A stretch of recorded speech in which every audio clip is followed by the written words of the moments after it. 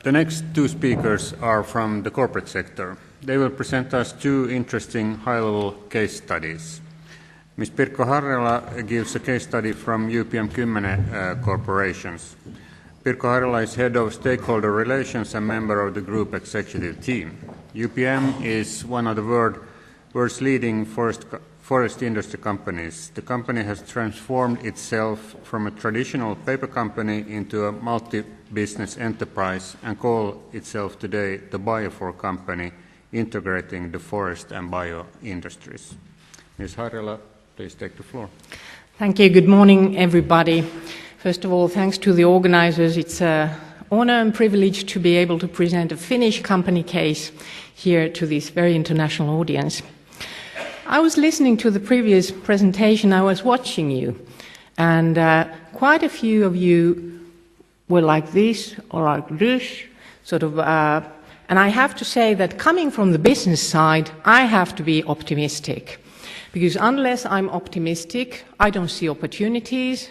Unless I see opportunities, I don't take action. Unless I take action, I don't influence things.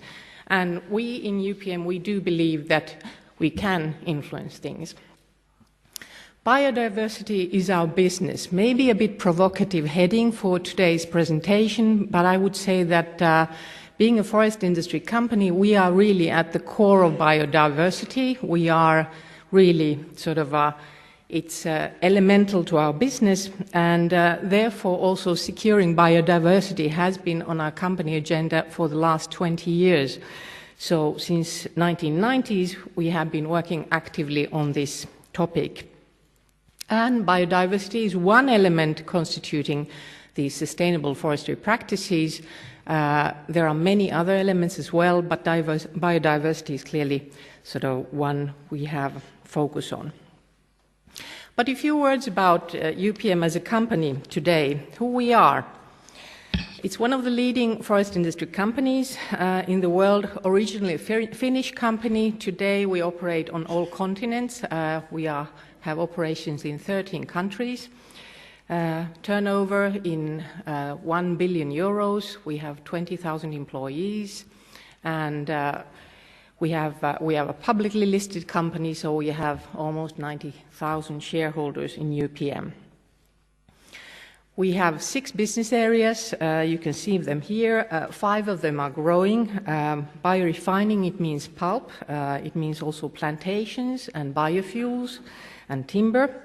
Energy means all low-carbon energy forms, hydropower, derivatives, also share in other power companies. UPM Raflatac means self-adhesive labels, which you find everywhere in the world, including your morning kiwi fruit.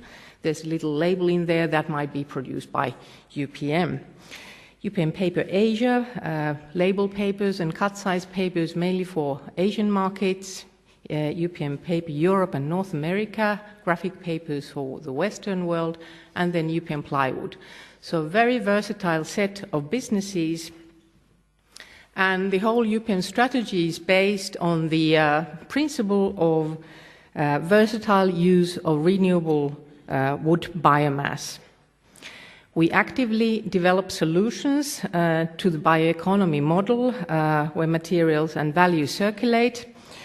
We want to add value also through services and smart operations. Moreover, we are our ambition is to find alternatives to fossil materials. We want to have renewable materials, and therefore we are investing a lot in innovation as well, in biofuels, in biocomposites, and also biochemicals. Some of these are in business phase already, some others are still being piloted. But we are also a forest owner, and we deal a lot with other forest owners.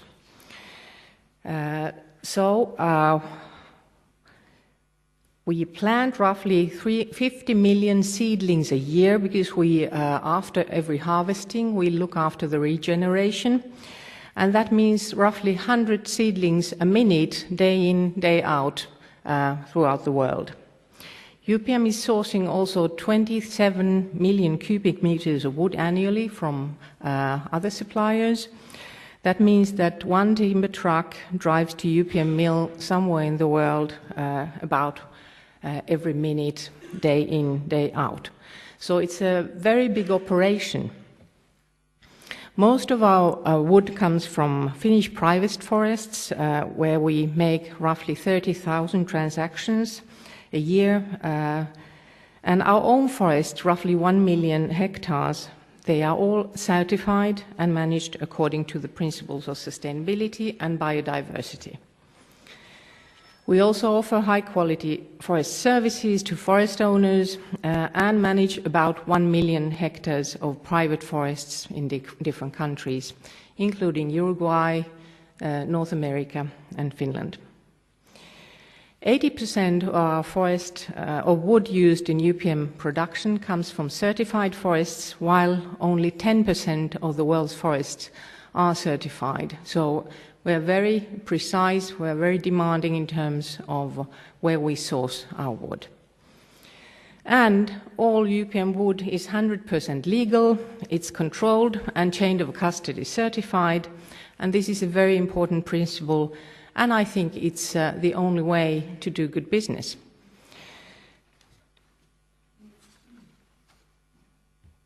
So how do we go about it?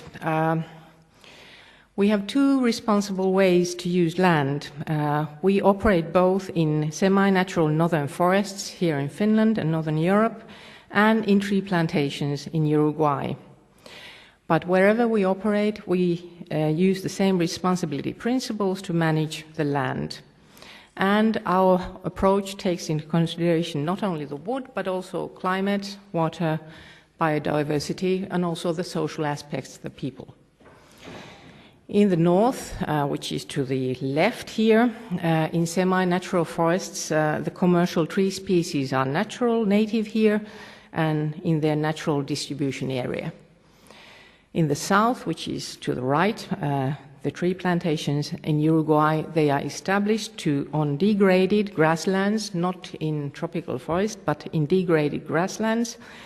And the commercial tree species are exotic. They are mainly eucalyptus. And in the following slides, I will give some examples of actions how UPM manages biodiversity, both in the north and in the south. We have certain fundamentals in our forestry practices and wood sourcing practices. First of all, as an industrial player, the key to us is to ensure a steady supply of wood. We are in process industry, and any breaks in the supply are hazardous to our process and also hazardous to environment, because any sort of cuts in the process may create risks. But some fundamentals other than the supply are very important to us. First of all, UPM does not accept wood from any biodiversity hotspots, as for example from tropical rainforests. And UPM ensures responsible wood supply by third-party verified chain of custody certificates. So this is a very key principle and very important to our customers. As said, we always regenerate forests after harvesting, and sustainably managed forests are carbon sinks, and they play a key role in mitigating climate change. That's second key fundamental. Third one is that we integrate water protection into our daily forestry operations. So as a routine part of our forestry planning, we create buffer zones around every waterway, and our foresters are trained to identify them and take them into consideration in their work. And the fourth principle is to collaborate with various stakeholders, including NGOs like WWF, like BirdLife, but also researchers, also authorities, and also private forest owners. We have a biodiversity program of our own, and part of it are the stakeholder consultations, dialogues, and cooperation. It is very important, fundamental in our operations. Here in the pictures, for instance, you see some beekeepers in Uruguay. They are also our stakeholders, and we want to make sure that they have sort of positive environment for their operations next to our plantations. The honey production is going on.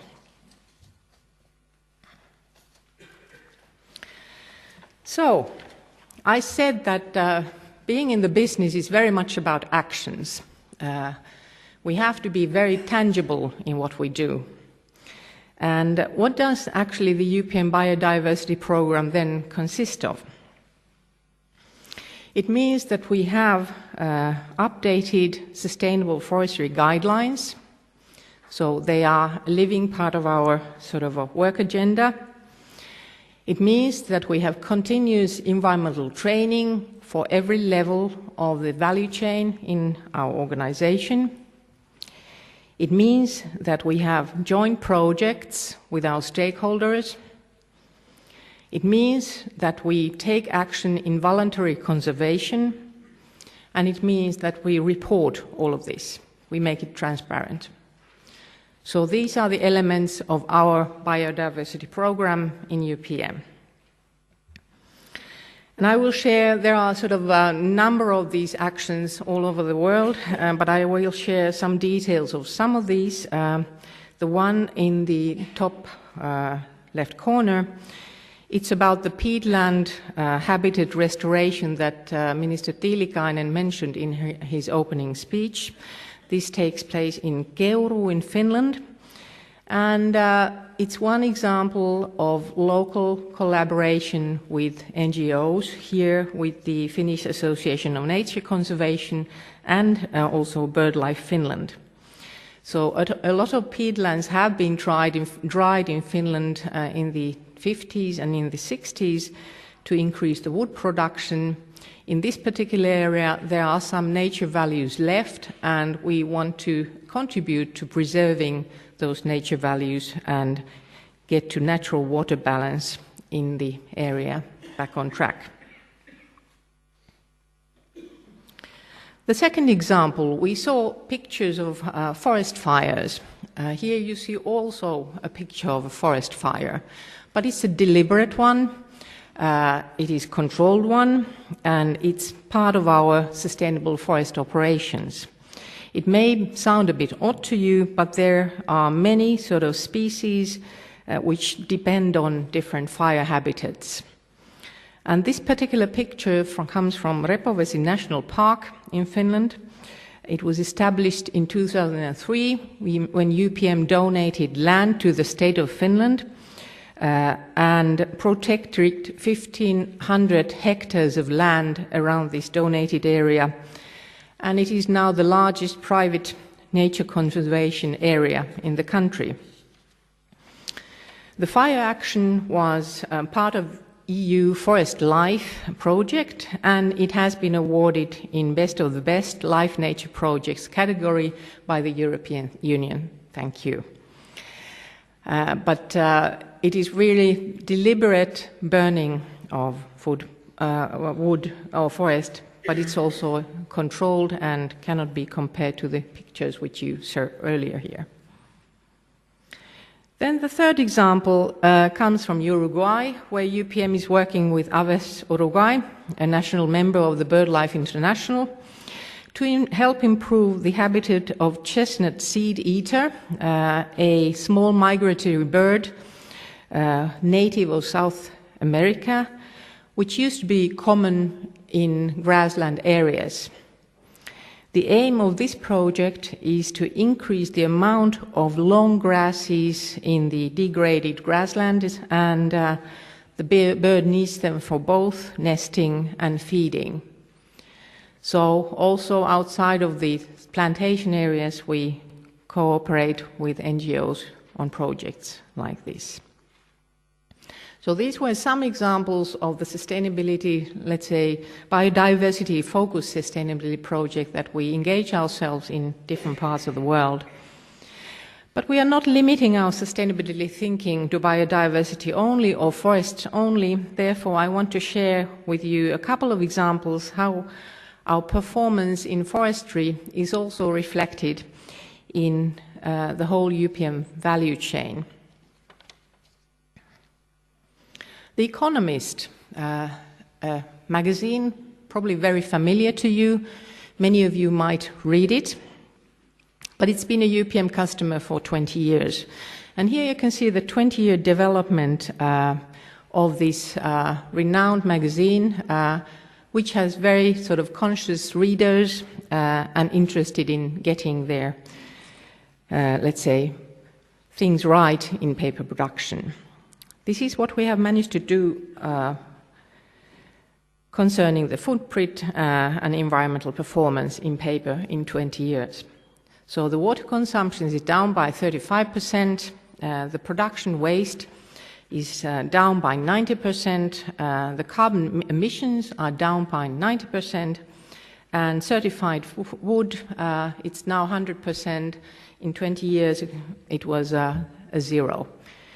So tremendous progress thanks to our customers, but also deliberate actions that we intentionally have taken because we want to be in this business and we want to be a front runner in this business.